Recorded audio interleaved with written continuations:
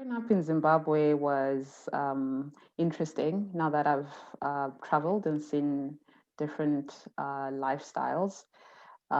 We grew up with what was necessary, with just our needs, played a lot outside, made our own balls, made our own toys, and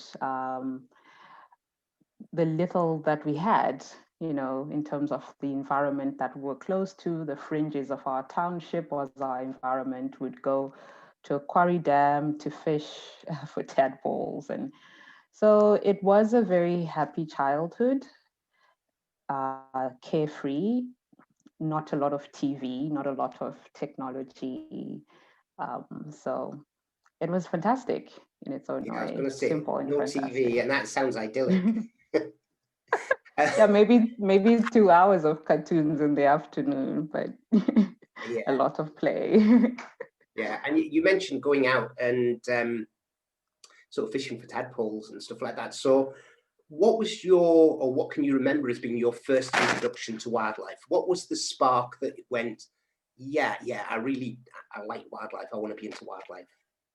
The real deciding period of my life about how I was going to relate to wildlife or animals was when my father took us to Chipangali. It's a wildlife orphanage just 20 kilometers on the periphery of the city. And it was our family outing, and we all got into the Peugeot, sat in the back, and to go to Chipangali. It's a wildlife orphanage. So it's not a zoo. To me, it felt like a zoo because I was a child. It felt so big. Now when I go there, it's so small, but it felt so big. There was kudus, but all these animals were rescue animals, not zoo animals, rescue animals being rehabilitated and so on. And then the second time we went back on one weekend, we ran up to, there was a crawl that had a viewing platform. We wanted to run up there and we couldn't find the rhino that used to be in that crawl. And my dad was asking one of the gentlemen that works there, and he was like, it was poached, it was killed yesterday. And I was so young. I think it was before I was even 9. And he didn't use the word poaching, or I don't remember the word poaching, but I understood that somebody had overnight shot and killed the rhino for its horn. And yeah, that's when my relationship with wild animals changed. And I was just boggled and wondering why someone would do that. And knowing that we're not going to see that rhino again. And that's when it dawned to me as well that this is not a zoo. They're not going to replace that rhino. It's gone. And I wasn't going to see it again. Mhm. So yeah, didn't get a lot of opportunities afterwards to really cultivate it as a career or so, but it's something that made a very lasting impression on me in terms of how I relate and think about wildlife. Here you are. You've decided, right? Okay, I've seen what's happened to the rhino. I liked wildlife. I liked animals. And all of a sudden, there's a little bit of a tipping point where it goes from liking wildlife to thinking, well, actually, I'm not going to see this rhino again. This rhino's gone, and maybe sort of starting to spark a little bit about the conservationist in you.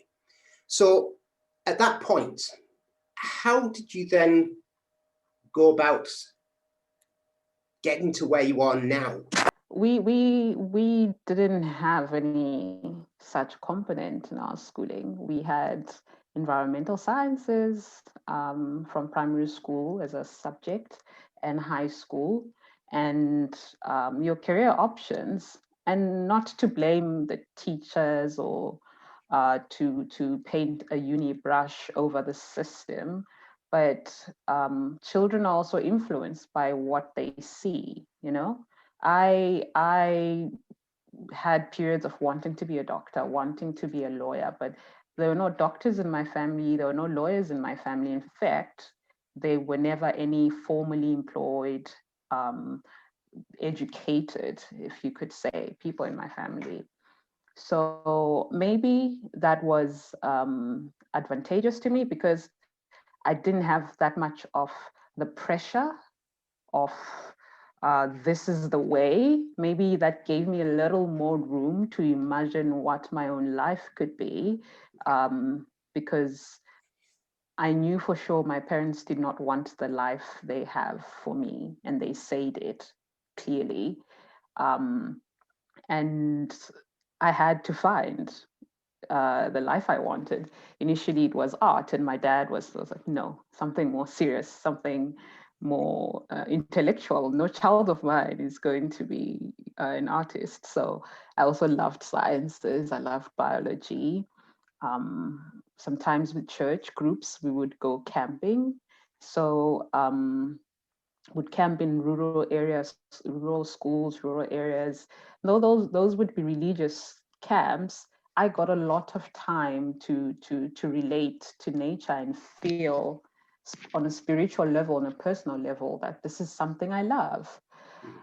Until I was 16, I decided I want to be an environmentalist, and I journal a lot. So I've read where I've written before that in 10 years' time, I want to be a researcher traveling the world. I want to uh, be a photographer. I wrote a lot of very daring things when I was 16 that I didn't read again, but read again later, and I'd done them all. That's how intentional I was about getting into conservation. But it was all a very blind walk. I did not know that there was a program in my local university in Zimbabwe called Forest Resources and Wildlife Management, but I knew I wanted to do this. This is my passion. And when I found the program, I didn't know there was ornithology. I'd never looked at a bird.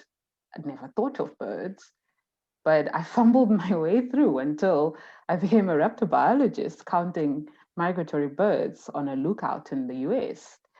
So, yeah, I think it was literally something that was meant to be. And lucky enough for me, I didn't have too much guiding pressure. I could have room to find and discover myself. You would have grown up with peers that, as you say, saw nature as being a white thing, that it was, that black people didn't get involved in nature, they didn't have the opportunities to go into the likes of nature reserves and things like that. So what impact did that have on you? How did you break that mold, for want of a better phrase? It was challenging in the first years. Whilst I'm very headstrong and I've developed a good, healthy self-esteem about myself and my decisions, when I was younger, I was very shy. And I remember being um, in my first A-level year and talking to some career guidance students from journalism at the university I ended up going to, and asking, I said, all the things you're telling us, I'm not really interested in. Is there a program at your university that speaks to environmental issues, wildlife, and so on? And then one of the guys was like, yeah, sure. There's a department called forestry. And this was my whole stream of A-level students. And when they heard the word forestry, they burst out in laughter. And I was so ashamed. They made fun of me. I was sat at the back. So it was a lecture room. I couldn't leave. I couldn't walk out. And they laughed at me. But sure enough, a year later, that's the program I signed up for. And I did. But you're not talking that many years ago, where you were laughed at in class. So first of all, the question, has anything, or have you seen any change from then until now? Is there a change in attitude? Because you mentioned in your article as well that you were only one of two black people in your course. Have you seen any changes since then? Is there a change towards sort of black people saying, actually, no, it's not just a white thing, wildlife is for everyone? The changes are there, but slow. And they're also sadly not happening quick enough, like or the meaningful changes are not happening fast enough and in spaces that really, really matter, like decision making and so on. I'll speak from a micro level from my personal experience. Starting out, I would post pictures of me carrying a snake or holding a chameleon or holding a bird. And the comments on my Facebook from very dear friends and relatives would be stuff about witchcraft, or you've really taken this white people thing to heart, or you're, and it wouldn't be in a, they would not be meaning, they would not be mean, if I can say, they will not be, they would be admiring, but in a very isolating you way, in a very, you're very strange, we would never do that way. Some comments would be like, who's gonna marry you? Because you're so strange. Um, and eventually, because I became a very outspoken person. I love education. It's a very big passion of mine.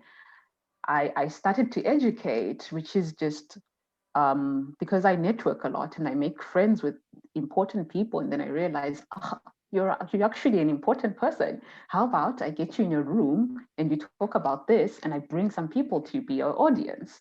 So I started doing talks on vultures and bringing my people from townships, from church, from all walks of life, really, after working hours, to sit and listen to these white people, these scientist weird Black people. And they would see other Black people who are getting into conservation and working in conservation. They would see me, who they know from home, from church, from other places, as the ordinary Black girl, and the things I get to do, and get a chance to hear me talk about why I'm doing them, get a chance to ask me questions. So my seminars, when I started doing them, became the first in the museum to just be full, people standing because they've run out of chairs, and they loved to have that interface and learn. So I did see people's attitudes on my personal micro level start to change. And some friends I've taken out birding, or who've discovered my passion for wildlife, have also just, oh my word, I wish I had known there was options like this. The way I love wildlife, the way I feel when we do this, they start to look for opportunities to be part of it in any other way, which is, I now have a club they're part of. Some people just researching and looking for. But on a macro level, a lot more people are enrolling into wildlife courses in Zimbabwe. A lot more people are getting into hunter guiding, and just the green economy, though it's starting out. But it's not fast enough. There isn't enough support. There isn't enough people with their hearts in the right place, or with that visionary attitude to where we want to get this to go. There's not enough of those people to help the process along. What are your personal aspirations for the future? And how do you find working in conservation as a Black woman? Firstly, the women part is, there is a lot of talk and it's very important. It's just maybe the way I was raised. For a long time, there was just 3 girls in my family and my father had to be the only man. And I do not bear a gendered view of the world, because I had to grow up both a brother and a sister to my siblings, and I never got treated differently or I never allowed myself to be treated differently to men. But the world at large pays women less money or treats women differently. I have to think about my life as a woman in conservation. What happens when I want to settle down and have a stable job and income, or have children? I have to think about how the space is permitting for women to be in it and make an impact. I think a lot of work needs to be done there, and not enough people, especially in the African context, are talking about it. And also, I also feel that you'll forgive me, you speak about culture a lot. I also feel like it's so slow in Africa looking at the gendered view, because Africa is mostly, in most industries, operating on a westernized cultural lens, such that people who have to put on this white Western culture to get into a field cannot keep it up in their social circles and their life. So instead of wanting your field to be accommodative of that in your culture, marriage is important, childbearing is important, supporting your family is important. Instead of demanding that the field be accommodative and supportive of that, women tend to just feel like, maybe this field is not for me. Maybe I should just be a teacher or do a regular job like other people. And then this perpetuates that this is a white people space, people that can afford to live off of family inheritance or something like that, or travel the world and marry late, or because some of those things, all those different nuances, like some of those things, it's very nuanced, but ultimately it boils down to cultural values, the people you go back home to, the people who accept you back when you've come back from who you decided to grow up and be. So I think as a Black woman, I would like for conservation in the future to be open and accepting of different ways of life. Um, it's going to make everything easier. It's going to make everything bearable. And by different ways of life as well, I mean, the research camp, as a group, should not be a space that feels unsafe for a Black person, because a lot of Black people feel unsafe, and they don't say it as, it's just maybe these words are used in facilitation spaces, safe gives the impression of danger, but it's unsafe in a space when you have to constantly deny yourself in terms of your culture, in terms of the conversations that are always rotating. They're very Western, they're always very centered around the lifestyles of the people that are there. Um, and if anything African is spoken about, it's in a, oh, like it's like a mythical story that's been told. I'll add that one to my hat of stories I can pull out for to be interesting somewhere else, but it's not it's not received in a way that the white counterparts are really interested in wanting to know and wanting to learn from that thing that you're saying about a tribe in Namibia, So you feel those tensions. You feel unsafe in that space or uncomfortable because you cannot be yourself. So a lot of Black people have gotten used to that, and some of it is microaggressions. People need to educate themselves and be aware of how they can make spaces more inclusive, accepting, educational, and supportive of people that are different from them. The fortune of being a Westerner is that every corner of the world has been adapted to welcoming them. And it makes it look like we're suggesting an alternative, but we're just wanting a seat at the table. That can we share space? Can we talk on the same level, socialize on the same level? Because the Western way of life is not the only way. We're not having meaningful, we're having superficial interactions because we're trying to be at your level of what you know and understand about the world, So it's just various things on different levels from micro to macro.